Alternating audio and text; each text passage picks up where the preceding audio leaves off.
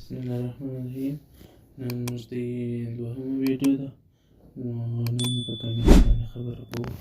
کمنټس په دوه ډوله دی، سنګل لاین کمنټس دی او ملټي لاین کمنټس دی. سنګل لاین کمنټس موږ دی چې کمنټس لیکو، یو میسیج کمنټس. دا کمنټس دی دا موږ خاص د پروګرامر لپاره کاروو. پروګرامر چې کوم کوډ نوشته کې بیا سر ته یا په هغه لاین کې کوم خط لیکي چې مازې ځان ته چې د بل وخت لپاره چې مازې ورته راسي معلومات ورته شو چې دا پلانکی شی مې دلته کار کړی دی، نو دا د هغه دپاره دی.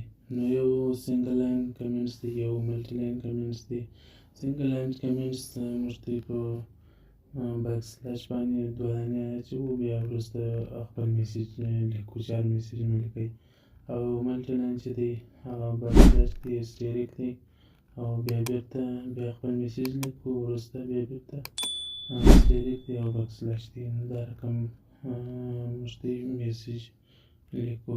نو اوس راځو ډیو سی پلس پلس خلاصو چې هلته یې کار کوو.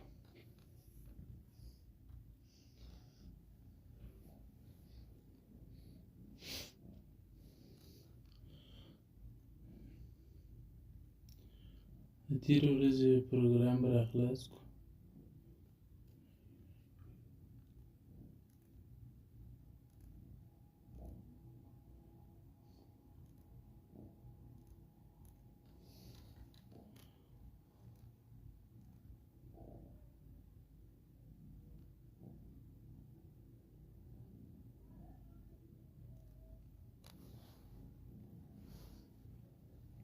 نو کمنټس چې موږ دی کاروو هغه ځای نه غواړي چې هر ځای چې موږ دی لیکو په آی ډي کې هلته یې لیکلی شو.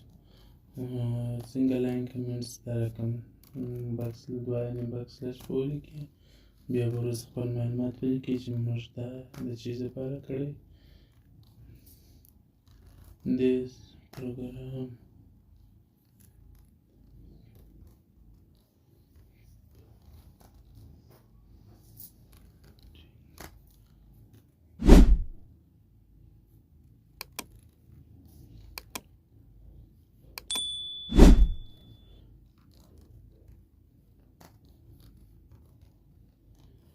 دا چې اوس موږ ته یار وخت راسو، معنا موږ ته رامعلومېږي چې موږ خالي هغه سمپل کوډ مو لیکل دی او دغه مو هیلو ورلډ یو میسیج مو چیز کړی دی، لیکلی دی.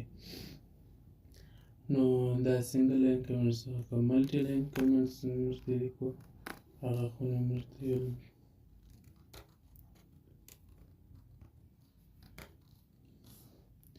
دا ځای اوس ټوله ورسره کمنټس. اوس چې موږ ته یې بېرته بندوو،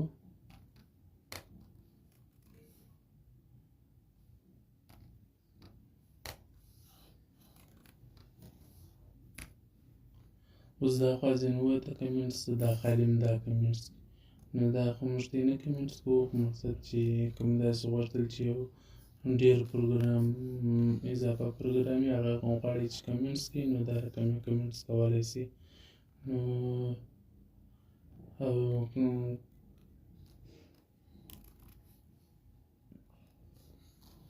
غواړي چې معلومات پکښې ولیکئ، که دا رقم وکړئ چې ومو لیکئ، بیا خپل معلومات پکښې لیکئ. دا بیا یوزر ته نه شو کوي، مازې خالي د پروګرامر دپاره دی چې پروګرامر راسي وګوري پروګرام ته، نو خپله ورمعلومېږي چې دلته ما چی کار کړی دی. سنګل لاین کمنټس او ملټي لاین کمنټس فرق نه کوي، دلته هر ځای یې شو کولی سي، هر ځای یې لیکلی سي.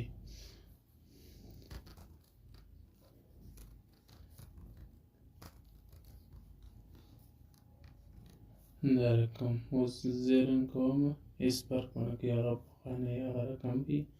مازې خالي دغه چې دی کمنټس چې دی ما ته یې وویل ما د پروګرامر دپاره دی، اوس چې هر نفر راسي چې هغه ته ورمعلومېږي چې وایي دا پروګرام یا دا کوډ د چیز دپاره سوی دی، هغه ټوله ورمعلومېږي، دا میسیج په واسطه ورمعلومېږي.